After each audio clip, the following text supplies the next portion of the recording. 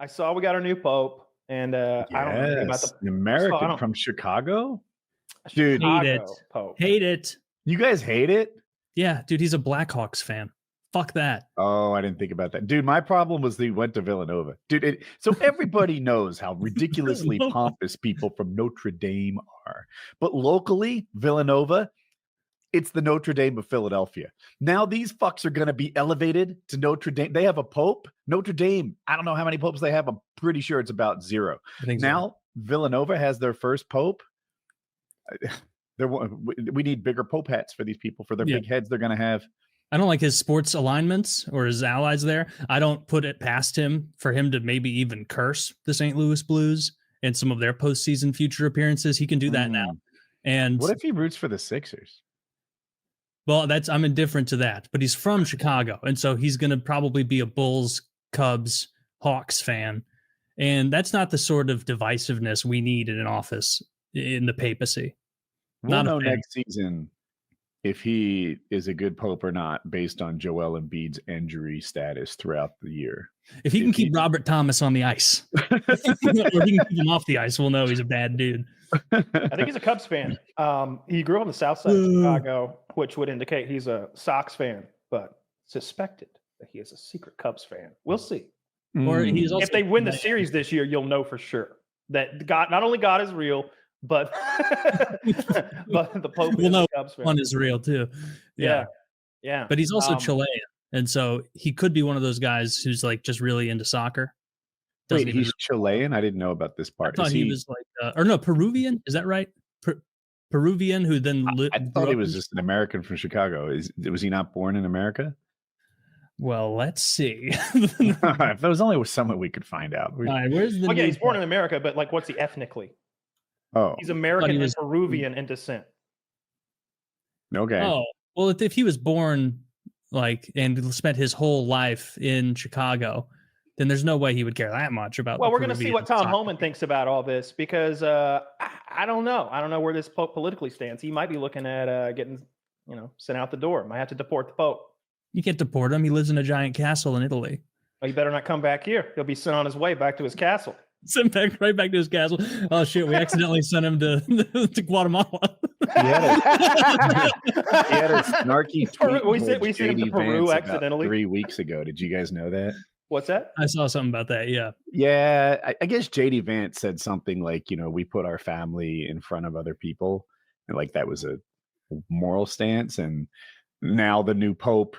At the time, Cardinal was like, no, Jesus doesn't put some loving relationships over others. They're all highly valued. I'm paraphrasing, but I'm close. Yeah, this is definitely a liberal Pope that's not going to get along with the Trump administration. This is definitely a pro-worker, pro-immigration, pro-migration, pro-social justice, pro-listening church rather than telling church kind of Pope that will continue in the previous Pope's footsteps. Even picking the name Leo. Again, this is nothing I know about, but obviously I read all day. Leo was also like a pro-union, pro-worker Pope, I suppose, before him, which is when they pick their name, it's usually to give some sort of idea of what what popes they want to emulate or what kind of pope they want to be. So I'm impressed with your knowledge of the papacy. I'm sure you've been studying it for a long, long time. Yeah, I think you did a great job. Hour and a half. Plus, I watched the movie Conclave, and it's so funny. I heard that the Cardinals were watching the movie. They said that the Cardinals were watching the movie to learn more about the Conclave and what it's like. I suggest everyone to watch the Conclave. It's tremendous. It's on our Plex, by the way. I haven't heard of it. It's I told you about it last week. It's about I heard of it last week. I now distinctly remember I heard about it last week. You probably said it real boring, Kyle. No one was listening. It's about the Pope dying and then the conclave, which is the voting process. But there's tons of intrigue. Like the one of the guys who's in the lead to be the Pope. It's like Game of Thrones where the contenders are like shitty and they're sniping each other, and the black guy is leading the votes. He's close, but one of the other popes knows that black guy fathered a child like 40 years ago. So he invites the black maid from Africa to Rome to like be in the room there to embarrass him because she's like, I have not seen you in so long. He's like, get away from me. And there's like a whole meltdown. So there's I promise I never have gotten pussy ever. he has a scene like that where he's crying and he's like, I had a moment of weakness 40 years ago. He's like, you can't be Pope, man. He's like grown man crying. It's a good movie. It's not just about that. That's one of the things that happens. There's a ton of like. It's just how they bring that one guy down. But they got to that's how they bring the black Pope down. I was hoping we were going to get a black Pope because I heard that the black cardinal was like a hardcore right winger. Like he was going to be setting the church right. I think that would have just hurt Christianity. I could be wrong. It's not a popularity contest of my like subject matter expertise. I'm not the guy to talk about this, but you know, if you brought some hardline Pope from a tiny country, like Americans are going to ignore that Pope, whereas this one might grow Christianity in America. But it's not a popularity contest. It shouldn't grow. You don't want everyone. That's the whole point, right? Like this is like, it's like trying to grow Mensa or something. It's like no, we're good where we are. Like we don't lower the bar. We don't say that everyone's a genius. So join Mensa so that Mensa can be a big club. That's not the point. We have beliefs. We have a system. It either means something. It's what I said last week. Be about what you're about. And the Catholic Church hasn't been about what they're about other than molesting boys for 50 years. Yeah. If I'm a Christian, I would rather have someone who's a Christian who, I don't know, has sex before marriage than someone who's just a non-believer. I would take that first guy over the second one. Of course. But if you go hard in the paint and you're like, no sex before marriage, no condoms, no gay, no this, no that, no nothing, no everything, then people are just going to be like, oh, well, no you, because fuck off with your 17th century rules. That would be, I think, a popular take. But what do I know?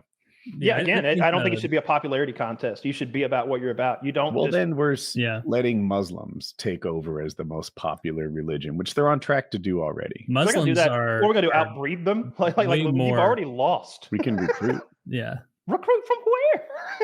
The non-believers. I don't know. The third biggest religion in the world is non-believer. It goes Muslim, Christianity, non-believer. Christian, Muslim, non-believer. Probably. Or actually, I would guess. What did Christian, I say?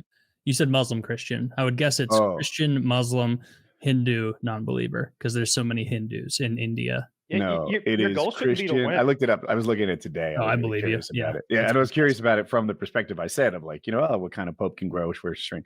And current size, I must have said it wrong, is Christian, Muslim, non-believer. But if you look at projected size, it's Muslim, Christian, non-believer. Yeah, I don't believe in any of that gobbledygook. But that is, I don't believe in any of that gobbledygook. But that aside, like, if you're a Christian Pope, then you should support, I don't know, Christian ideals and like, he's supposed to be the guy between us and God, right? Supposedly, he's like talking to the big man upstairs directly, and none of us can. Well, I don't know about some of that liberal stuff. I don't think God's down with that. He said he wasn't. All I have is God's word. He said he wasn't. All I have is God's word. He hasn't updated the Pope us. Speaks to God. Kyle does. I don't speak to God. I just got a letter he wrote. Okay, and based on like the stuff that God wrote, or not that he wrote anything, but what he told folks to wrote, according to other folks that wouldn't lie, which is all you have to base off of. Like you can't even. You have to use that. You have to use the Bible and the gospel as hard, concrete realism. If you're the Pope, you know what I mean? Yeah. No, you're 100% right. Like if you're gonna be a religious official, like you better be both feet in. Like you better be all about it, because like otherwise, if anything, that I could see more people leaving than being enticed to it. Because someone whose last holdout on Catholicism is like wanting to be able to abort babies or something, like that person's not gonna join anyway. Like they're not all about it. There's a quote from St. John Paul II, that Pope John Paul, who I remember all my aunts and uncles and grandma and grandpa being all about this guy. Like even the older Catholics I still know, they all talk about Pope John Paul like, oh, just the best. That was my childhood Pope in our childhood popes. And he had a quote where he said, "We must defend the truth at all costs, even if we are reduced to just 12 again." Mm-hmm. In other words, like, it doesn't matter how many people join or leave. Like, it's my job, it's our job to defend the truth of the church and to put forth the beliefs therein. And so it's like, all right, like, I believe that guy's all in. Whereas if some pope came around who was like, actually, abort babies. Actually, you can get to heaven any way you want. Kind of dealer's choice. It's like, what the fuck? Like, this, what are you even like? Why are you even in the church? Why don't you like go work at a fucking bank? I don't care about the says there's no popularity dogs in contest. heaven. That's not my pope. Pope John Paul God I said there weren't.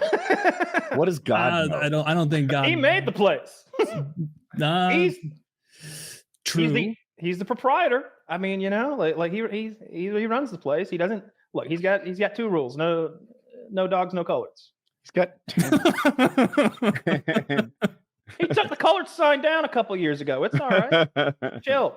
About the new pope. Are we going to find out where he stands soon? Is he going to issue like a manifesto and be like, all right, condoms are out, abortion's in, Jews, no heaven for them, like, or whatever it is that the Pope might declare? Or is he going to? They should have like a Google Doc where everyone can click in and just some bullet points. Yeah, because I know he's like gay sex 4 out of 10. Like, what does this mean? I know he's like very pro immigration, but he's also very anti like gay, anti-abortion, anti like that kind of shit. Like, I guess, does he want women more involved with the runnings of the church? Perhaps you know, like becoming ministers and priests. Like that's I think that's what's on the verge. Like, as far as like the bleeding edge of the Catholic Church becoming more liberal, less conservative, I think the involvement of women in the church is a big one. Like, that's right there on the cusp. I think gays is a little further down the line, and abortion is way on down the line. Are priests getting married on the radar at all? No, not in the Catholic Church. Not if you want to be a priest, they would defrock you immediately. Mm-hmm. Okay, if I were king, that's what I would change. I would too. We've talked about it many times about all the pluses to that, and there are no minuses. Like what's wrong with loving a woman? We talked about it. The fucking Orthodox Church has been doing this for 1,000 years, and they don't have a pedophile problem because why did they do that? Is it because Jesus didn't have a wife? No, it's because they. I don't know enough about it to like know why they're like they have a rule that priests aren't allowed to get married, but the Orthodox ones can. And I like looked it up because I was like, who the hell's in charge of the Orthodox Church, the Eastern Orthodox Church? And they have maybe even a cooler name.